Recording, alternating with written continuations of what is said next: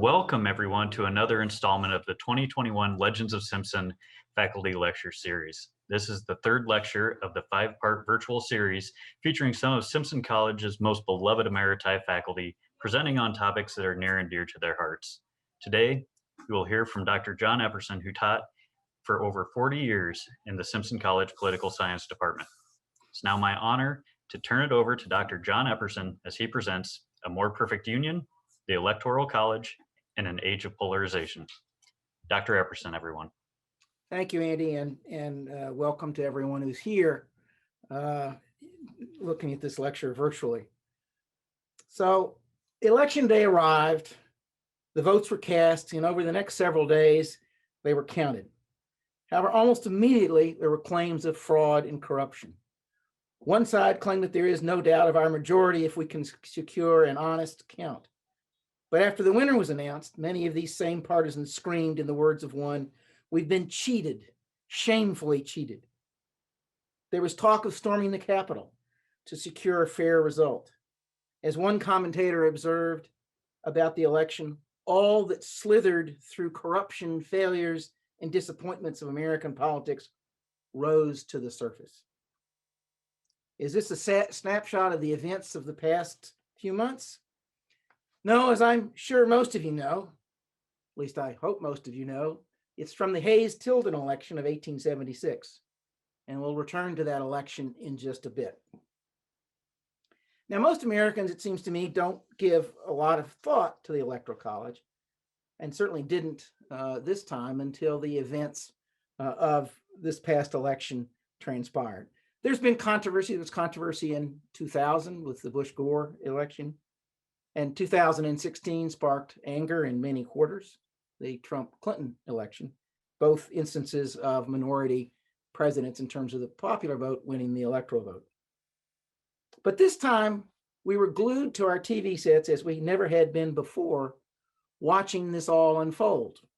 We were glued as electors met in state capitals to cast their ballots and have them certified.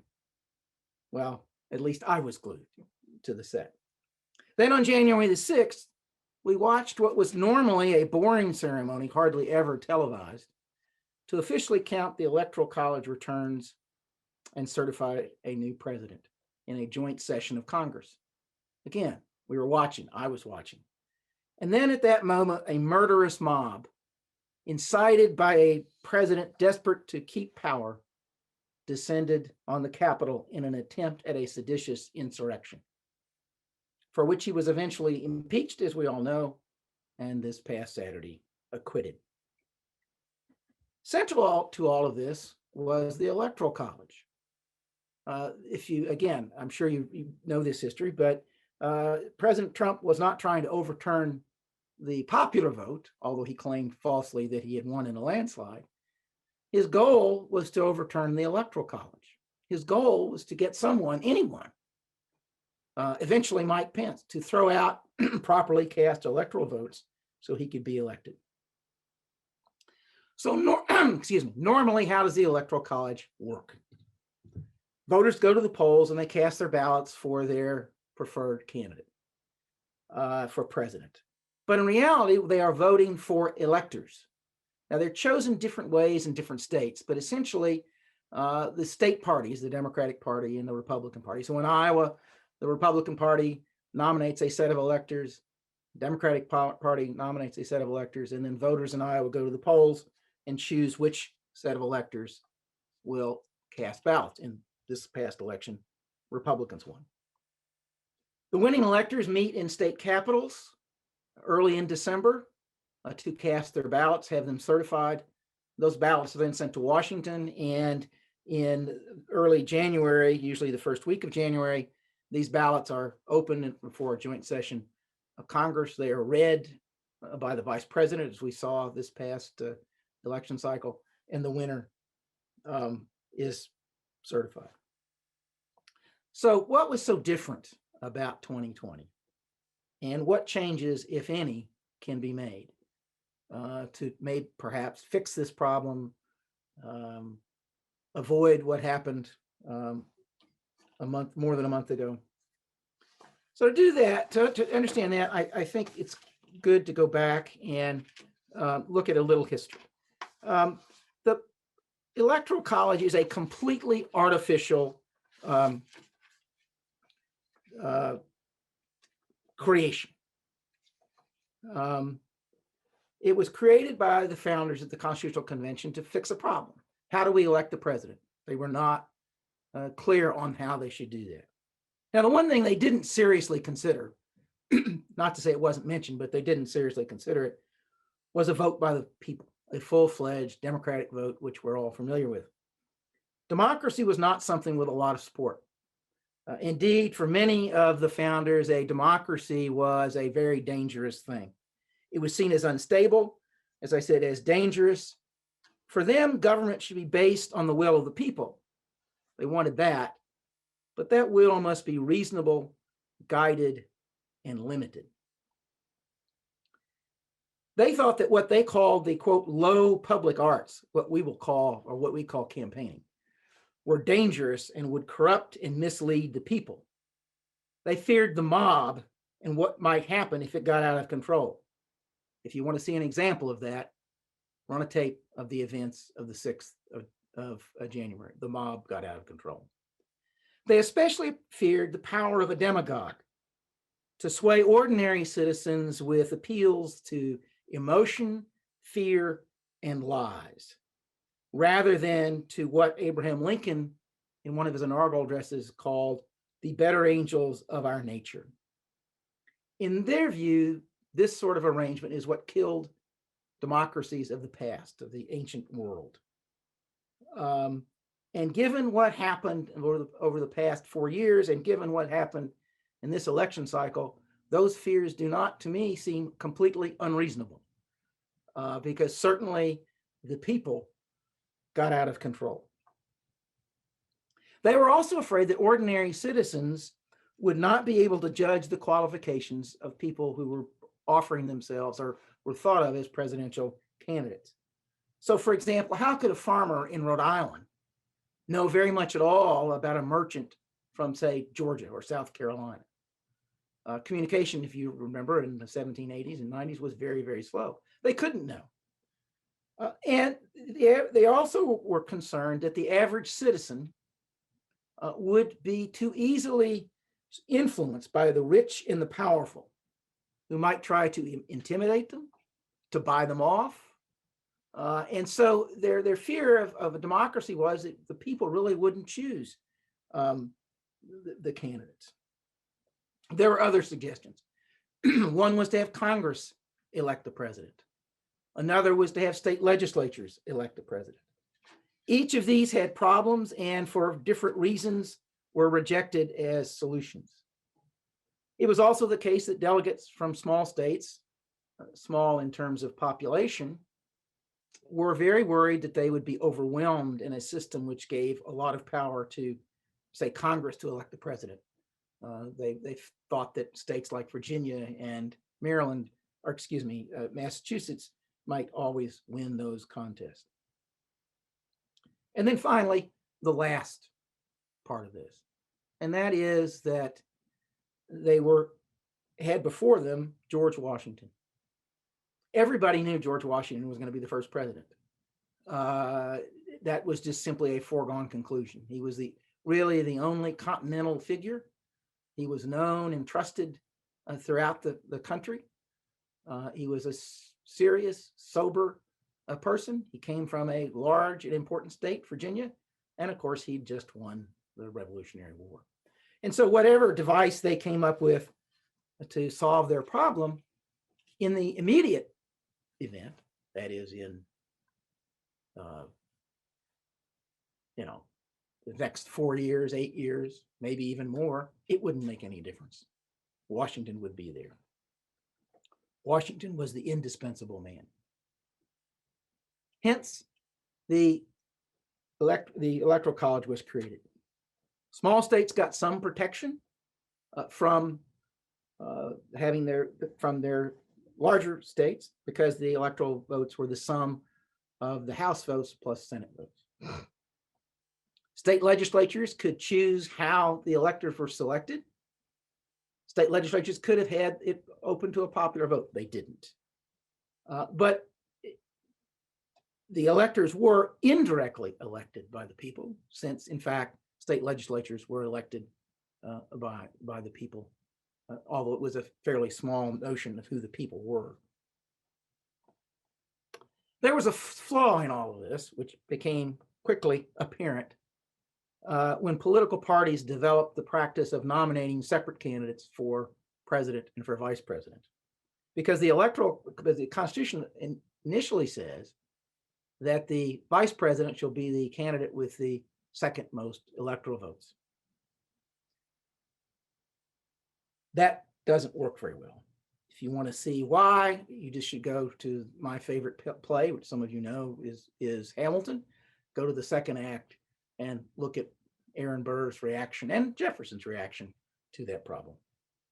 Or imagine Hillary Clinton as Donald Trump's vice president, or Donald Trump as Joe Biden's vice president. A great political theater, but not a functional government. And so that was changed with the 12th Amendment by the early 1800s. And ever since, vice presidents have been a separate vote. The second significant change was one that didn't require a constitutional amendment and took place gradually. And that is states deciding that they would have the electors selected by voters.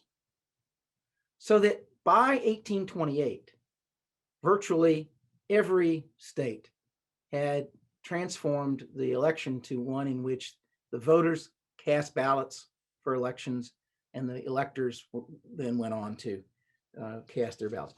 This is why before 1828, 1824, we really can't say who won the popular vote, because there wasn't very much of it. This was the case in all states save South Carolina, which held out for a while.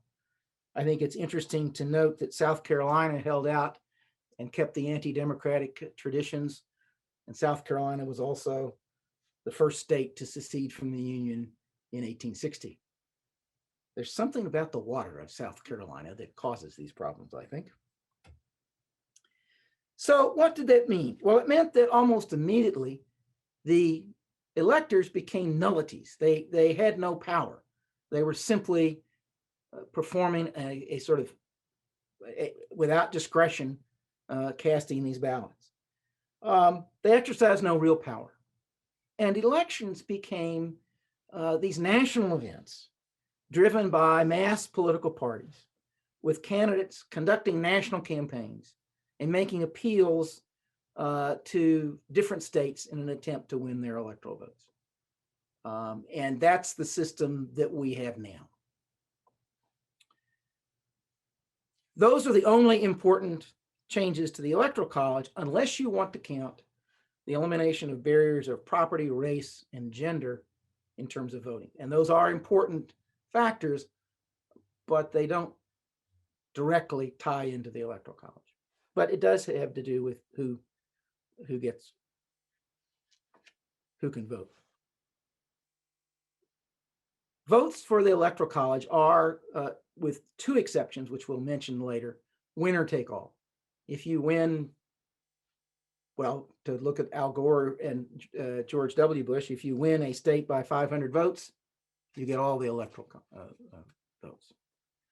And there's a value to that. It forces candidates to speak to the concerns of important groups in various states. Not all states, because some states are beyond their reach.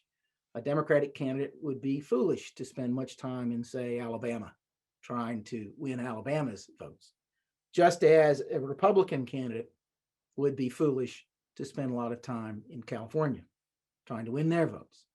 I know Donald Trump once said that he could win California, but I would point out he never set foot in the state except to raise money.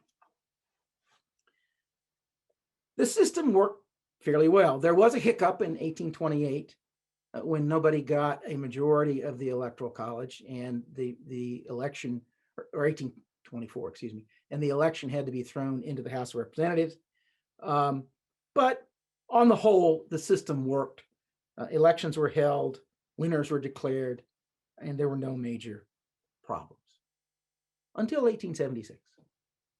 And I want to talk a little bit about that. And I think you'll see why as I discuss the election. The election that year was between Rutherford B. Hayes, the Republican, and Samuel Tilden, the Democrats. Just to remind you, Democrats basically had won presidential elections. They boycotted the 1860 election. Grant was elected as president in 1868. And so it had been quite some time, and they were desperate to win the election.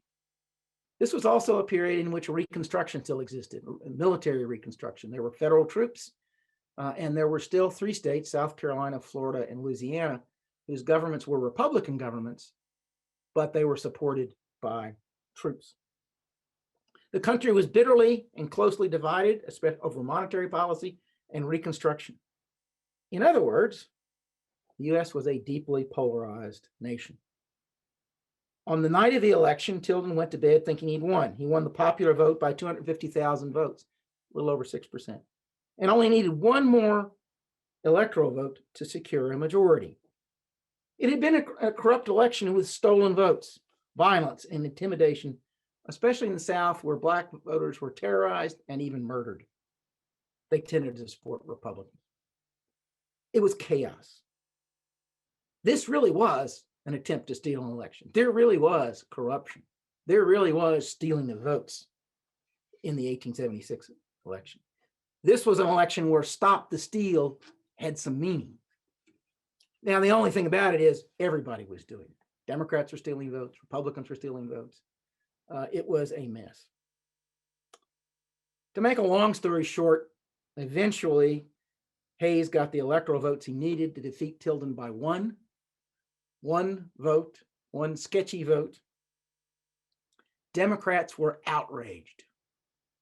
"We shall have Tilden or blood," one voter exclaimed. There was credible talk of raising troops to storm Washington and install Tilden. President Grant received death threats. There were stories that toughs from Baltimore and New York were being gathered up to capture Hayes, to capture Grant. Grant called federal troops to Washington and trained artillery pieces on the bridges of Washington to ensure that any attempt to invade the capital would be repelled. Sort of like what happened, except the security was better in 1877 than it was in 2021. In the end, Hayes was inaugurated, military Reconstruction was ended, and the real losers were Black voters, citizens in the South, who had their rights, especially voting rights, shredded, completely ignored, and abused. The 1888 election between Grover Cleveland and William Henry Harrison was also one in which Harrison, the popular vote loser, won the Electoral College, but it was much less bitter and went off fairly easily. The similarities, or perhaps the parallels, between the election of 1876 and the election of 2020, to me at least, seem striking. Threats of violence, bitterness, polarization, and all a battle over the Electoral College. So that's why I did this lecture. So what is our current situation, and what are we to do with or make up of the Electoral College? For the past 30 years or so, our politics has been riven by increasingly intense polarization. The Democratic and Republican parties are deeply divided. The competition is intense, at least at the national level. It's fairly even. There are swing voters, but not as many as there used to be. Several public opinion polls show that many voters, particularly Republican voters, see the other side not just as opponents, but as enemies who should be eliminated. We certainly saw that with the insurrectionists who stormed the Capitol on the 6th. They were not looking for Nancy Pelosi to wish her a good day. They were looking, if you believe them, to kill her. A poll released after that violence revealed, and this is to me a frightening statistic. A poll released after the violence revealed that 40% of Republicans believe that political violence may be necessary at times. Democracies can't survive if that becomes the operative principle. We win or we start storming the Capitol, we start killing people. Democracies are built on a set of institutions, some of which are fairly fragile and all of which require a tolerance for the other and a willingness to accept defeat and at times to work with the other side when necessary. In 1800, or actually 1801, when Thomas Jefferson was sworn in as president, it represented a remarkable event, the peaceful transfer of power from one group to another. He and John Adams were from different political parties. They disagreed, excuse me, on many issues. We take that for granted at our peril. I think we have taken that for granted at our peril. And if the events of this last election cycle don't make you wonder about that, I don't think you've been paying attention. That mob did not want a peaceful transfer of power. That mob wanted power. Donald Trump didn't want a peaceful transfer of power. Whatever he really believed, he wanted power. So how does the Electoral College work in this moment of history we find ourselves in? Well, the answer to that is not very well. In the 5 of the last 6 elections, starting with the election of 2000, including the election of 2020, Democrats have won 5 of those elections. And yet, Republicans have owned the White House for 3 of those elections because George Bush and Donald Trump both were minority presidents. The problem for Democrats is that they're not very efficient in the distribution of their votes. What do I mean by that? Well, I mean that they have huge advantages in some places, which if they could sort of borrow the votes and move them along, it would help them. It's sort of like I'll use a baseball analogy. If you're watching your favorite baseball team and they win a game 11-1, if you're like me, you wish you could bank some of those runs to use them the next time so they don't lose 2-1. Well, that's the Democrats' problem. So for example, this past election, Joe Biden defeated Donald Trump in California.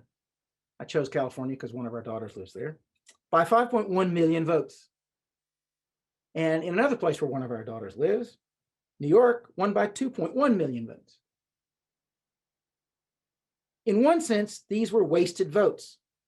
If the Democrats had have been able to ship them someplace, say North Carolina or Nebraska even, where the elections were fairly close, they might have picked up those states. Biden's margin of victory in Georgia was 11,000 votes, Wisconsin 20,000, and in Pennsylvania about 71,000. Again, if Democrats could have shipped those votes, then Mr. Trump would have had much less to complain about. He still would have complained, but he would have much less. Also, remember that the number of electors is the sum of the House members and the senators, which means small states gain proportion. So for example, Montana citizens have their votes increased by 200% by this arrangement. But California, and my oldest daughter always reminds bitterly us of this when we talk about this subject, California have their votes increased only by 4%. There's clearly a bias in the Electoral College towards small states. So what are the alternatives to the Electoral College? All of them have problems, even a straight popular vote. For example, what happens if no one gets 50% of the vote? In fact, that happens quite often. In 2016, neither Hillary Clinton nor Donald Trump got 50% of the vote. In 2000, the Gore Bush election, that also happened. Do you need a runoff then? Or do you just function with a plurality president? We function with a plurality president, but usually because the Electoral College tells us clearly who won. The Electoral College told us clearly who won in 2016. Donald Trump won. Some people were upset about that, but that's clearly the rules that existed. The Electoral College said that Bill Clinton won in 1992 when he came nowhere near a majority. There wasn't an argument. It's just the way the system worked, and he was inaugurated. Now, we could do what Maine and Nebraska do. Maine and Nebraska award electoral votes differently. In both cases, they award them by congressional districts. So I'll just use Maine as an example. Maine has 2 congressional districts. Donald Trump won the northernmost, the more rural district. Joe Biden won the southern district, which is more urban. And then the winner of the overall vote total, in this case it was Joe Biden, won the 2 statewide elections. In Nebraska, Joe Biden picked up 1.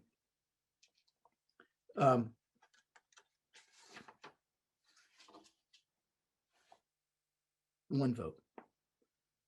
But I'm not sure that any of this is possible. I don't see any likelihood that there is sufficient support for a constitutional amendment to replace the Electoral College, or to go to some system like Maine and Nebraska have nationwide. And in fact, it's not clear that it would change the results at all. Republicans are well aware that they have benefited from the current arrangement and might easily do so again. It's much more likely in a close election that Democrats win the popular vote and lose the Electoral College vote than the other way around. I think it's worth noting that after the 2000 election and 2016 election, there was not any serious attempt to replace the Electoral College. I'd always thought that if you had an election like that, that there would be, but obviously I was wrong. There is a movement called the National Popular Vote Interstate Compact, which I spent part of yesterday reading about. It's been adopted by 15 states in the District of Columbia, which have a combined 196 electoral votes. The compact would go into force when states with 270 electoral votes have signed up for it. What does the compact do? It requires the electors from those states to vote for the popular vote winner. So if you could get states with 270 electoral votes, it would mean that you would never have a popular vote winner lose the election. But it's worth noting that none of the so-called red states are among those 15. And so final passage seems to me extremely unlikely. Even if it does pass, there are serious constitutional and legal problems.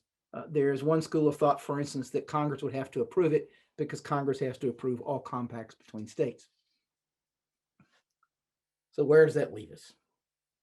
Well, the problem, I think, is not the Electoral College so much as polarization. The Electoral College is the product of a set of assumptions, beliefs, and circumstances which don't fully apply today, and is seen by many of us as an antiquated relic of the past. But as I said, I don't think that means it can be replaced, easily replaced, at least in the near term. Perhaps there's a more important flaw in our system, our contemporary system. The past 4 years have witnessed serious damage to the guardrails of democracy. What do I mean by that? They are the sets of norms, assumptions, and practices which undergird, supports, and protect democratic government, and without which democratic government cannot survive. Recently, some of you may have noticed or may have seen a story about the coup in Myanmar. The popularly elected government was replaced by the military. In fact, there's a hilarious film or videotape going around the internet, shows a woman who was doing a dance class in front of the street, and she doesn't see the military vehicles speeding past her on their way to arrest Parliament. That's an example of the guardrails being ignored. The military was upset because their party lost badly, and they simply weren't going to accept it. One of the guardrails of our democracy is the military doesn't get involved in these things. The military doesn't go to the Capitol and install someone. The military instead is supposed to protect the process. So finally, my thought on this is polarization is part of that process, and it is the fundamental problem with that process. But it's something that we need to work on, because again, if the events of January the 6th don't show that our democracy is in fact fragile and could break given the right set of circumstances, I don't know what will. I mean, it is amazing how close we came to disaster, and we did. We came very close to disaster. And so that's it. I don't know if I've used up all my time, but I've used up all my pieces of paper. So. Thank you so much, Dr. Epperson. Really appreciate it. And now we will open it up to question and answer, and we'll use the Q&A button at the bottom of the screen. You can just type your question in, and then I will ask that of Dr. Epperson, and he will answer live. So any questions you have, feel free to type away. All right, the first question has come in, and it says, how might we foster a reduction in polarization?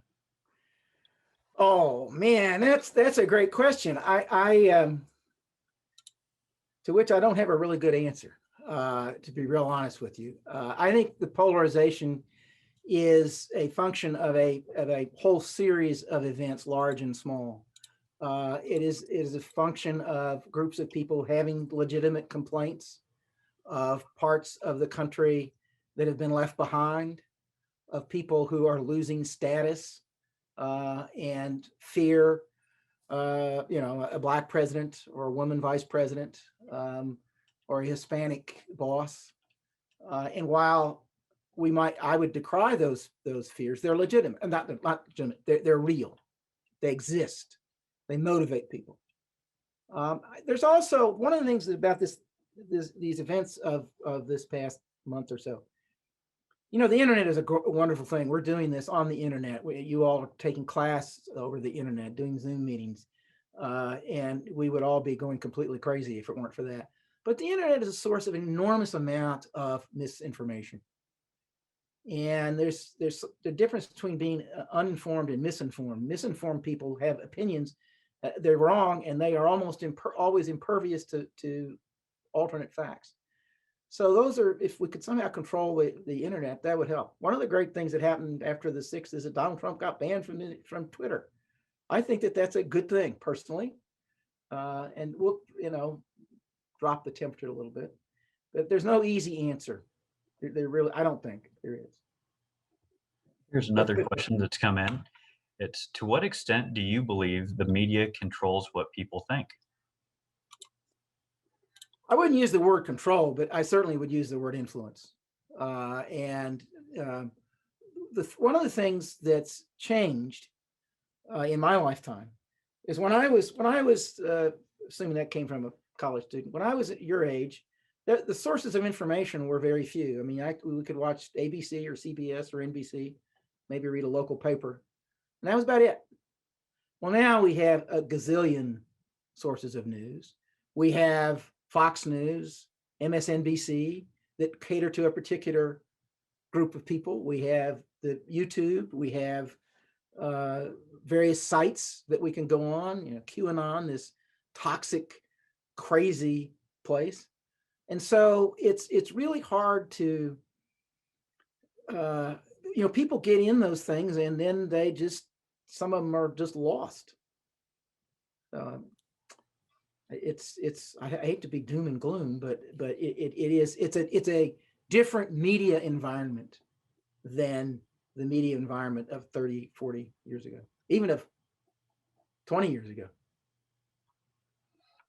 All right. With the polarization of the parties, do you see a strong surge of independence or a faction/third party coming to be a viable option? Maybe. Our electoral rules don't work very well for third parties. They tend to squeeze them out. There are fewer true independents than there used to be. There are people who say they're independents, but they're independent Republicans and independent Democrats. My father called himself an unreconstructed Southern Democrat. I never knew him to vote for a Democrat in his entire life, but he called himself a Democrat because that's how he'd been raised. There's an effort now. There's a group of Republicans apparently disgusted with Trump or are having conversations about creating a third party. I mean, if you had somebody who could gather a fair amount of money and could appeal to voters, you might find a third rail, the third way through this. That's possible. The rules of elections make that hard. They don't make it impossible, but they make it hard. And I tell you what, the reporters, the mainstream media would love to cover that. It'd be a great story, and they would love to focus on that. And so somebody might be able to get some publicity that way. All right. How has moving the inauguration from March to January changed the dynamics and risks associated with the Electoral College and potential rogue electors? That's a great question. And I just want to start with a little thought experiment. Imagine where we would be as a country if Donald Trump were still president, which he would have been had the date not been moved. I think it would be horrific, personally. And of course, we don't do what the British do. The British had this great system. The British Prime Minister lives in number 10 Downing Street. As soon as it becomes clear that he has lost, the moving truck shows up and he's out of there the next day or even earlier than that. So there's no transition. So I think that it's been helpful that there's a short transition, a 2-month transition. The problem of rogue electors is not as bad as we think it is. It occasionally happens that there were some rogue electors in 2016 election, but in general, they're not. And in fact, the Supreme Court just decided last year that states can force electors to vote for whom they are pledged to and can replace them if they indicate that they're going to vote the wrong way. Either Oregon or Colorado does that. So I don't think rogue electors are a big problem. All right. Are there any possible upcoming Supreme Court cases that you are watching that directly relate to the Electoral College or indirectly, such as gerrymandering cases? No, I'm not aware of any. As I said, last year there were 2 cases from Colorado and I think it was Oregon, which related to can states, how much control do they have over electors? And the answer was they have a lot. Gerrymandering, there may be cases, but the first thing that's going to happen is you'll have to see how the maps get drawn. Although the court ruled recently, 2-3 years ago, that they basically tried to wash their hands of gerrymandering and sort of say it's a political question. We're not going to, absent someone writing on a piece of paper, we are trying to disenfranchise black voters. It's never going to happen. Or white voters or whoever, they're not going to get involved. Now that could change. You never can tell what the court's going to do, but I'm not aware of anything. All right.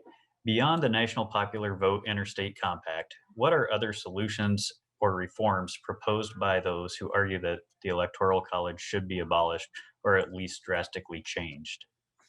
Well, obviously, people talk about having a popular vote, right? Just having not having electors at all. Just have people go to the polls and vote for Billy Bob or whoever. There's some who talk about election by congressional district, as Nebraska and Maine do it. But all of those solutions would require a constitutional amendment. And I just don't think at the current time, 20 years from now, maybe it'll be different. There's the support for that. Republicans, just to be brutally honest about it, Republicans see themselves as having advantages under the current system. After all, George Bush got to be president, Donald Trump got to be president. So why give Democrats help? And also, rural states tend to think that they have some advantage because they get a little more bang for their buck than their population would show. So I think we're stuck with it for now, at least. And that actually is a great segue into this next question, which is how do proponents of abolishing the Electoral College respond to the arguments that abolishing the Electoral College would guarantee the Democrat candidate would always win because of the states of California, New York, etc.? So how do you respond to that? To the Democrat, yeah, the Democrats. Well, it's there's no electoral system is without biases. They just are there. It's true that currently there's a lot of votes that come out of California. Joe Biden won with a 7 million vote margin. He got that margin in 2 states, New York and California. But that doesn't mean that Republicans can't run up totals in Texas or Georgia or Florida or other places, or run up or appeal to people. That's right, or appeal to people in California. A big vote in California is the Hispanic vote, often seen as a Democratic vote. It doesn't have to be. Hispanics culturally are, in many instances, fairly conservative. That's a natural place for Republicans to pick up votes. But for a variety of reasons, they haven't been able to do that. So, it might mean that Democrats will win more elections, but eventually they won't. It was not too long ago that California was seen as a Republican state. In the 60s and 70s, California was a fairly reliable Republican state. And then the Republican governor wanting to be president went after Hispanics, and that was the end of that story. All right. If polarization was a problem in 1876, how did the country overcome that then? Or maybe we haven't. Well, to a certain extent, haven't, but they overcame it by bearing one of the issues that was causing it, and that's Reconstruction. And it's a very sad and morally bankrupt instance. I mean, basically, what happened was Democrat or Republicans said, okay, it's called the Compromise of 1877. They said, okay, to the South, we'll not try to prop up these Republican governments, and we'll let you deal with your Black citizens as you want to deal with. Well, that, of course, meant that the rights of Black people in the South were completely taken away. Very few people could vote. There were about 120,000 Black voters in Louisiana at about this time. And by the end of the century, they were 1,200. So you have to imagine that either all those Black people left, and some of them surely did, or they were disenfranchised. And so you just removed the issue that was causing so much of the problem.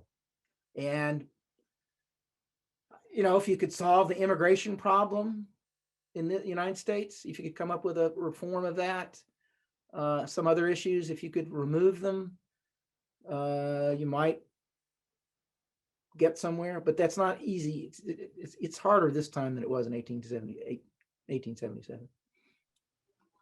I think. We have time for this possibly as the last question. Given we now realize how fragile our democracy is, how can we best strengthen? How do we move forward? Some have called for more education in the schools, seems very long-term and tenuous. Can we do something now to strengthen it? I think the first thing is to realize how fragile democracy is. I think one of the problems we have or have had was our assumption that it can't happen here, right? That a military coup can't happen here, that sure, there'll be an election, people will yell at each other, but then they'll all go home and life will go on. Well, it can happen here. It almost happened here. I mean, it just almost happened.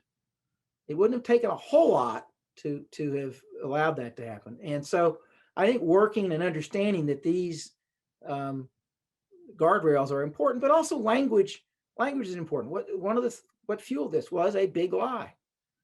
Taken straight out of the Goebbels playbook of propaganda. And that's Donald Trump going around saying the election was stolen, that a beautiful landslide was stolen.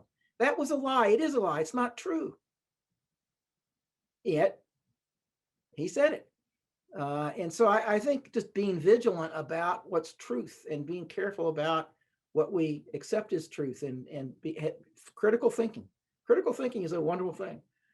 By which I mean you look at a set of facts, you look at an argument, and you critique it and find weaknesses and its strengths and decide whether it's valid or not. That, I guess, is what I would say. All right. Well, with that, we have hit our 12:45 time frame, and I'm sorry to those that did pose questions that we weren't able to get to. But on behalf of everyone in attendance, Dr. Epperson, thank you so much for being a part of the Legends of Simpson lecture series and being with us today and sharing your insights into the Electoral College. We greatly appreciate it. Thank you very much for those of you who watched. Take your time and have a good day, and I'm sure I'll see you around.